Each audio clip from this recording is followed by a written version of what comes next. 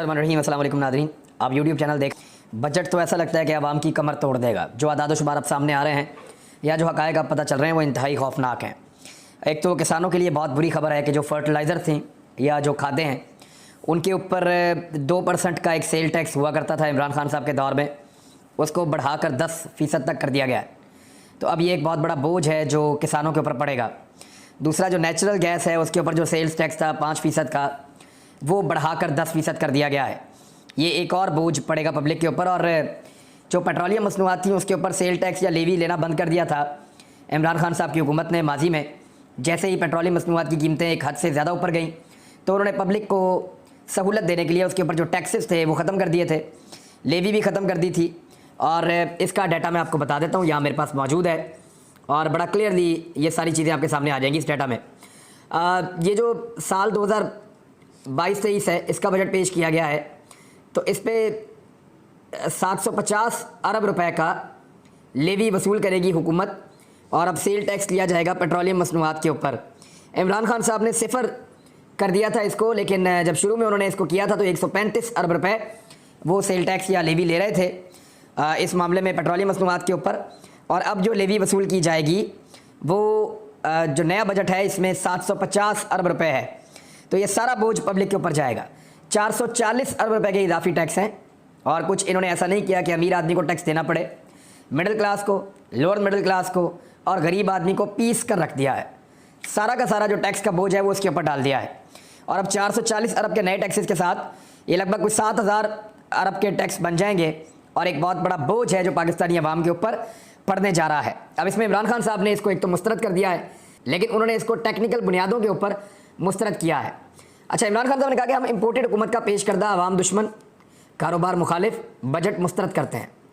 ये जो इन्होंने बजट पेश किया है, इन्होंने कहा कि महंगाई 11.5% तक लाएंगे और तरक्की की शरह को 5% तक लाएंगे। ये गैर हकीकी है और मफरूज़ों पर मबनी है। 24% आज महंगाई हो चुकी है और महंगाई 25 से 30% के माबैन चली जाएगी, जो एक आम आदमी का बेड़ा गर्क करके रख देगी। और दूसरी जानिब बुलंद शरह सूद के बायस, यानी जैसे ही आपकी महंगाई बहुत ज़्यादा बढ़ती चली जाएगी आपका यहाँ पे सूद भी बढ़ेगा। और सूद की शरह पे इमरान खान साहब कह रहे हैं कि माशी तरक्की की रफ्तार और ज़्यादा कम हो जाएगी। जो ये कह रहे हैं कि शरह जो तरक्की की है वो 5% तक ये रखेंगे, वो इमरान खान साहब के दौर में 90 की दहाई के बाद पहली मरतबा गुज़िश्ता 30 सालों में 6% तक पहुँची है और बड़ी कामयाबी से पाकिस्तान तहरीक इंसाफ उसको आगे ले जा रही थी और उनकी कोशिश थी कि ये 7% से ऊपर चली जाए। बाद इमरान खान साहब ने कहा कि हमारी तमाम तरक्की पसंद जो टैक्स इस्लाहात और जो सेहत कार्ड, कामयाब जवान प्रोग्राम और आवाम दोस्त बहुत सारे मंसूबे जो थे वो लपेटे जा रहे हैं। पुराने पाकिस्तान में ये ऐसा है कि यानी ख्यालाती किस्म का एक इन्होंने मीज़ानिया कायम कर दिया है, एक बजट दे दिया है जो कौम के लिए मज़ीद बोझ और तकलीफ़ का सामान करेगा और मज़ीद कौम को परेशान करेगा। ये तो इमरान खान साहब कह रहे हैं। अब इसमें जो है वो मुख्तलिफ स्टेटमेंट्स भी आ रहे हैं और जो वज़रा हैं साबिक वो भी अपने स्टेटमेंट दे रहे हैं। शौकत तरीन साहब ने बड़ा क्लियरली इसका हवाला देते हुए कहा नए बजट का कि जो नए टैक्सेस लगाए गए हैं ये बहुत बड़ा बोझ होगा मौजूदा हुकूमत की जानिब से आवाम के ऊपर।